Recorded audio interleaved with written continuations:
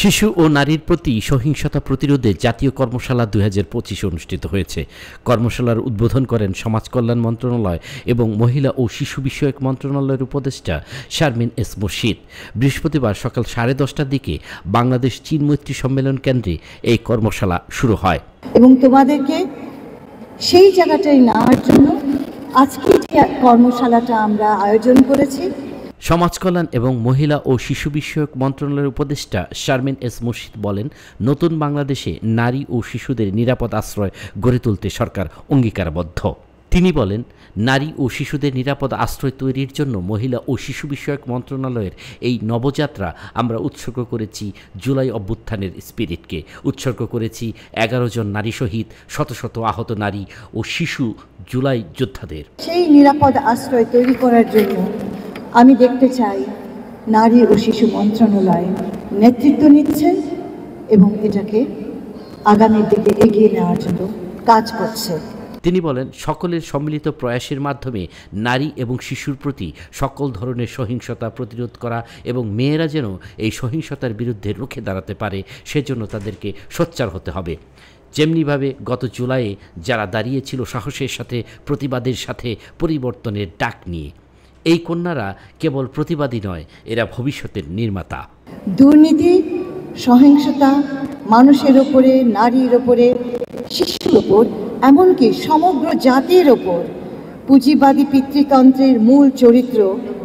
দেশে শিশু ও নারীর প্রতি সহিংসতা প্রতিরোধ কেবলমাত্র সরকারের একার পক্ষে সম্ভব নয় উল্লেখ করে উপদেষ্টা বলেন, প্রত্যেক ব্যক্তি, পরিবার, সমাজ এবং দেশের সকল শ্রেণী পেশার মানুষের সম্মিলিত প্রয়াসে আমরা এই নবযাত্রার সূচনা করতে চাই। আমরা চাই নতুন এক বাংলাদেশ, যেখানে যত্ন থাকবে, সহানুভূতি থাকবে, থাকবে ন্যায়, থাকবে ভালোবাসা। এমন একটা রাষ্ট্র গড়ে তুলব যেখানে ক্ষমতার মানে হবে ভালোবাসা আর দায়িত্বের মানে হবে সেবা। তিনি বৃহস্পতিবার ঢাকায় বাংলাদেশ চীন মৈত্রী সম্মেলন কেন্দ্রে মহিলা ও শিশু বিষয়ক মন্ত্রণালয় আয়োজিত শিশু ও নারীর প্রতি সহিংসতা প্রতিরোধে জাতীয় কর্মশালায় প্রধান অতিথির বক্তৃতা করেন। এবার আমরা হাতে হাত ধরে আমাদের তরুণ সমাজকে নিয়ে তোমাদের পাশে দাঁড়াতে চাই। কর্মশালায় মহিলা ও শিশু বিষয়ক মন্ত্রণালয়ের সিনিয়র সচিব মমতাজ আহমেদের সভাপতিত্বে বিশেষ অতিথি হিসেবে ধর্ম বিষয়ক মন্ত্রণালয়ের উপদেষ্টা ডক্টর আ.ফ.ম. খালিদ হোসেন, মৎস্য ও প্রাণী সম্পদ মন্ত্রণালয়ের উপদেষ্টা ফরিদা আক্তার, প্রাথমিক ও গণশিক্ষা মন্ত্রণালয়ের উপদেষ্টা অধ্যাপক বিধানরঞ্জন রায় পোদ্দার, নারী বিষয়ক সংস্কার কমিশনের সদস্য এবং বাংলাদেশ আনসার ও গ্রাম প্রতিরক্ষা বাহিনীর মহাপরিচালক বক্তৃতা করেন।